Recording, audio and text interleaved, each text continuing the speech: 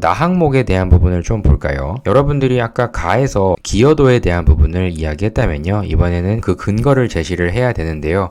여러분들이 생각하고 있는 전문성 향상과 또는 역량 개발에 제일 도움이 됐던 그런 경험, 경력, 활동을 먼저 알려달라. 결국에는 여러분들의 지금 지니고 있는 핵심 역량이 무엇인지를 적어달라. 이런 이야기거든요. 내가 어떤 부분을 맡을지를 알고 있어야만 지원한 업무를 수행하는데 어떤 방식으로 도움이 될 수 있는지를 쓸 수 있다는 거 좀 감안해주고 2번 항목을 보도록 하겠습니다. 1번 항목은 자소서에서 전반적인 나의 역량 활용도에 대한 것들을 어필했다고 하면은 나 항목, 이 2번 항목에서는요. 어떤 부분을 그 중에서 가장 크게 기여할 수 있는지를 좀 디테일하게 정교하게 말씀해 주시는 것이 핵심입니다. 그래서 여러분들의 핵심 역량이 도대체 무엇인지, 가장 내가 도움이 되었다고 생각하는 어떤 경험과 경력과 같은 활동을 통해서 얻은 게 무엇인지 이런 것들을 구체적으로 제시를 해주시고요.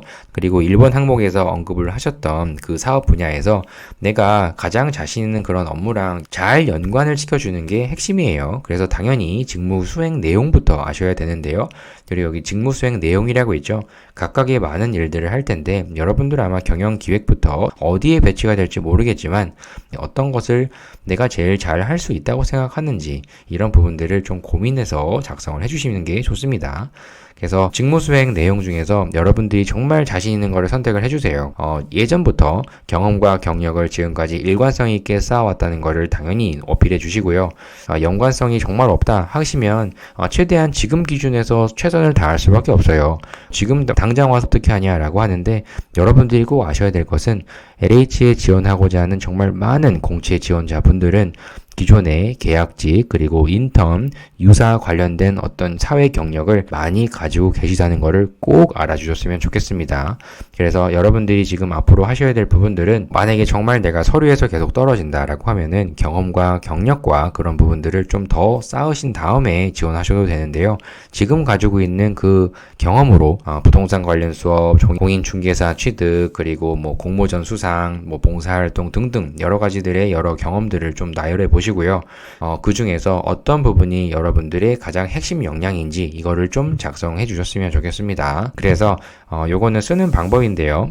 일단은 뭐 블라인드라고 해가지고 우리 공단에 와서 했던 내용들을 최대한 직접적인 언급을 하지 말아 달라 이런 얘기를 하거든요. 그래서 이 부분은 일단 그냥 다 노출시켜보고 작성을 이렇게 해보세요. 그냥 다 노출시킨다고 하면은 그 다음에는 블라인드로 또 만들어 보면 되겠죠. 그래서 뭐 어떤 부분을 어떻게 해보느냐, 전공을 활용하여 공공기관 특정 사업을 전체 총괄하여 추진해보고 싶다는 목표를 세웠습니다. 이거는 도시재생 뉴딜인데요. 적지 말라고 해서 지금 이렇게 좀 고쳐나가고 있는 상황입니다. 그리고 해당 사업에 제일 필요한 그 핵심 역량은 도시계획 전공 지식을 활용한 풍부한 현장 경험이라는 판단으로 뭐 이런 부분들은 할 수 있다고 보죠. 아니면 이게 꺼려진다고 하시면은 이렇게 하시면 돼요. 전공 지식을 활용한 풍부한 현장 경험이라는 판단으로 땡땡시 어디 시겠죠. 땡땡시 지원센터에서 근무하며 이거는 기간도 빼버렸어요. 그래서 땡땡시에 발전사업 프로젝트 기획과 현장 지원, 운영관리 보조를 맡게 되었습니다. 이렇게 하면 또 다 없어졌죠. 그리고 어떤 이런 사업 선정, 이것도 빼면 돼요. 사업 선정에 필요한 지역 타당성, 선정에 필요한 타당성 현장 조사를 하며 사업 이해도가 낮은 당사자들에게 해당 사업의 필요성을 설명하는 등 이 부분도 여기 폐허가 된 도시가 또 드러난다 하면은 전에 없던 환경을 조성하기 위한 이렇게 되면은 별로 티가 안 나죠. 전에 없던 새로운 환경을 조성하기 위한 주민들과의 협력 그리고 주기적인 소통으로 다양한 업무를 경험하며 기본기를 탄탄하게 쌓았다 이렇게 했고요. 그럼 별로 드러나진 않죠. 그리고 이와 같은 현장 경험을 통해서 쌓았던 그런 지식이 내가 배치되는 도시재생 계획처에서 도심 후보지 발굴 뭐 등등 이런 것들을 원활한 수행이 가능하며 더 나아가서 그리고 지역 어르신에게도 해당 사업의 타당성을 설명했다 이렇게 얘기했는데요. 이건 뭐 이 정도로 드러날까요? 더 나아가 80대 이상의 어르신들에게도 지역하면 또 이상하게 볼 수 있으니까요. 어르신들에게도 해당 사업의 타당성을 설명해서 이해시켰을 정도로 내가 가지고 있는 높은 사업 이해도는 현재 LH공사가 추진 중인 이런 도시재생 사업을 위한 나는 현장 투입 가능 인력이다, 이런 의미로 마무리를 지어봤습니다. 뭐 이 정도는 괜찮다고 보여요.